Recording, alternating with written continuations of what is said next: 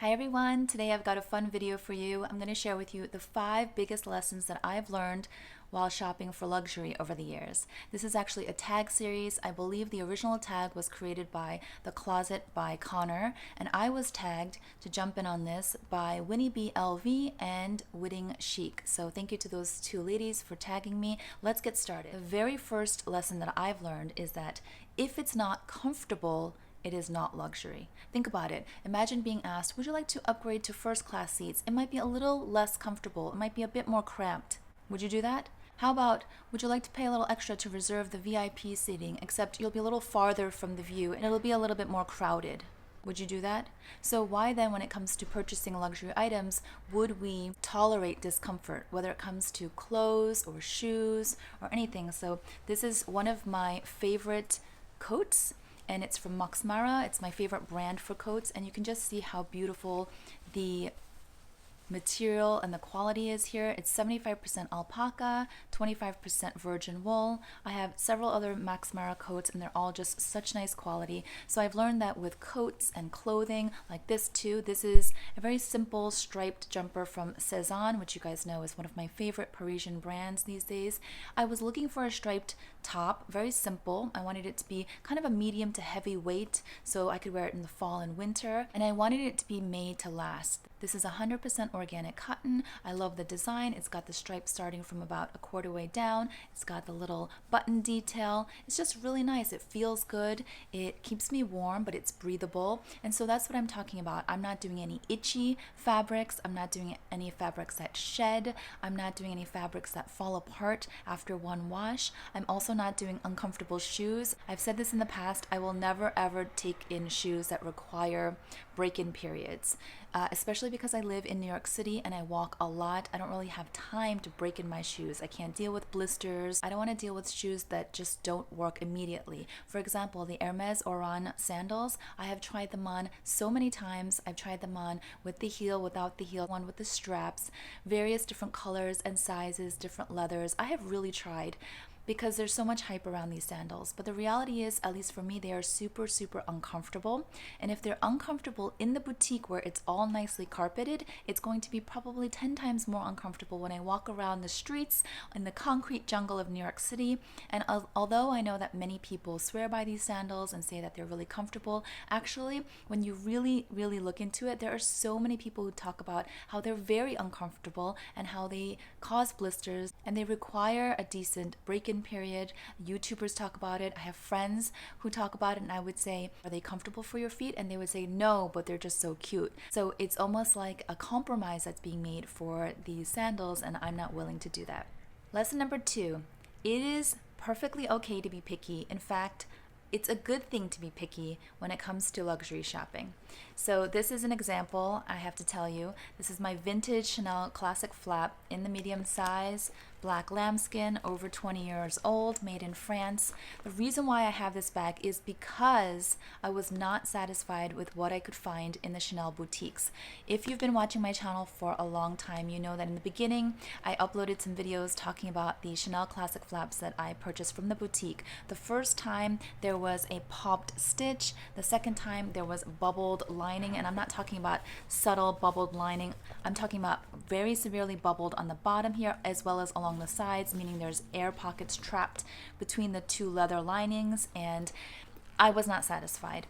In those videos, I talk about how I don't want to settle, and it's a lot of money to buy these bags, and therefore I want to get the right one for me. I was surprised by the number of comments where many people said, you're being way too picky, just deal with the pop stitch, just pull the thread out and get it fixed somewhere, bring it back for repair, which you usually have to pay for or have to wait a long period of time for, by the way. Or the bubbled lining, like no one will see it but you, it's on the inside of the bag, what's the big deal? And I thought, really? Is this the mentality? Because for me, maybe I'm just picky about everything. I'm pretty picky about where I want to live, the schools that my kids go to, the kind of man I wanted to marry. I mean, I'm pretty picky. I was picky about the career field that I chose.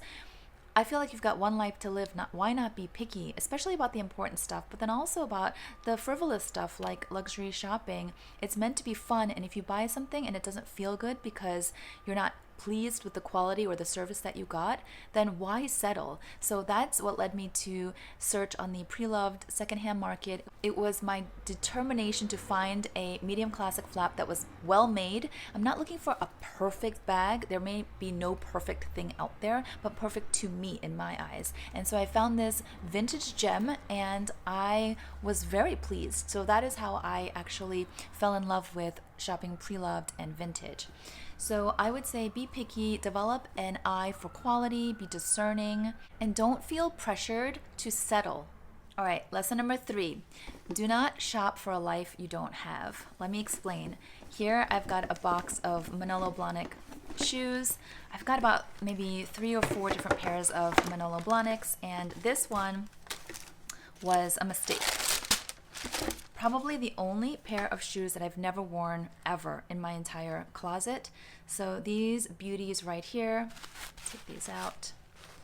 Gorgeous, right? I believe these were limited edition. The pearl detail is what got me, even though I'm not really into pearls that much. And I love that they were flats, which is more along the lines of what I wear, flats and sneakers.